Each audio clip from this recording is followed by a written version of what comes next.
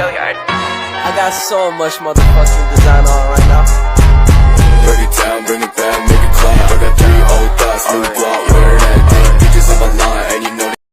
Jadi di sini saya akan membahas materi terkait dengan esensi kurikulum 2013 IPS SD kelas tinggi. Pada minggu-minggu yang kemarin kita sudah membahas bersama esensi terkait dengan KTSP 2006. Nah, sekarang kita akan membahas pada kurikulum 2013. Jadi sebelum kita mengetahui apa itu esensi kurikulum 2013 IPS SD kelas tinggi, kita harus tahu dulu apa itu kurikulum. Jadi secara etimologis istilah kurikulum berasal dari bahasa Yunani yaitu kurir yang artinya pelari dan kurere yang berarti tempat berpacu. Istilah kurikulum berasal dari dunia olahraga, terutama dalam bidang atletik pada zaman Romawi kuno di Yunani. Kemudian pengertian kurikulum terus mengalami perkembangan menjadi kegiatan yang harus dilaksanakan peserta didik baik di dalam kelas maupun di luar kelas untuk mencapai tujuan pendidikan.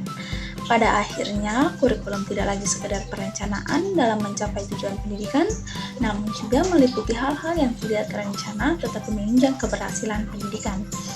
Nah, sekarang kita akan masuk pada pengertian kurikulum 2013. Kurikulum 2013 merupakan sebuah kurikulum yang mengutamakan pemahaman, skill, dan pendidikan yang berkarakter. Kemudian siswa dituntut untuk paham atas materi, aktif dalam berdiskusi dan presentasi, serta memiliki sopan santun, berakhlak, dan memiliki disiplin yang tinggi. Dalam kurikulum 2013, mata pelajaran wajib diikuti oleh seluruh peserta didik dari seluruh jenjang pendidikan.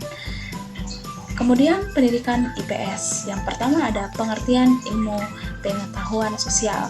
IPS adalah suatu bahan kajian yang terpadu yang merupakan penyederhanaan, adaptasi, seleksi, dan modifikasi dari yang diorganisasikan dari konsep-konsep dan keterampilan-keterampilan sejarah, biografi sosiologi, antropologi, dan ekonomi. Kemudian pengorganisasian isi materi IPS.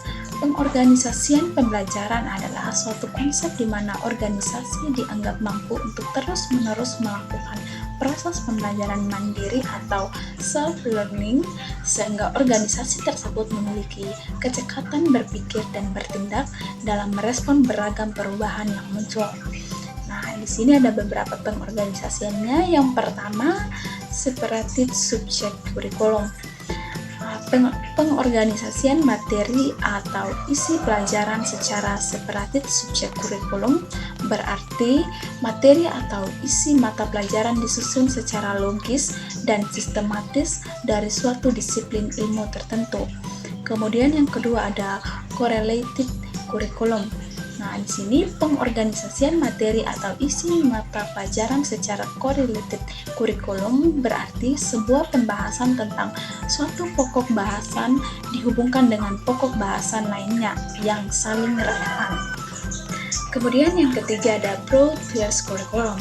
Pengorganisasian materi atau isi mata pelajaran secara broad field curriculum berarti materi atau isi mata pelajaran disusun secara kombinasi dari berbagai disiplin ilmu tertentu yang biasanya disajikan secara mandiri pada kedua jenis pengorganisasian isi mata pelajaran sebelumnya seperti subject curriculum dan correlated curriculum. Selain itu, umumnya memunculkan nama mata pelajaran baru dari penggabungan berbagai disiplin ilmu atau beberapa mata pelajaran yang lebur di dalamnya. Kemudian yang terakhir atau D, integrated curriculum.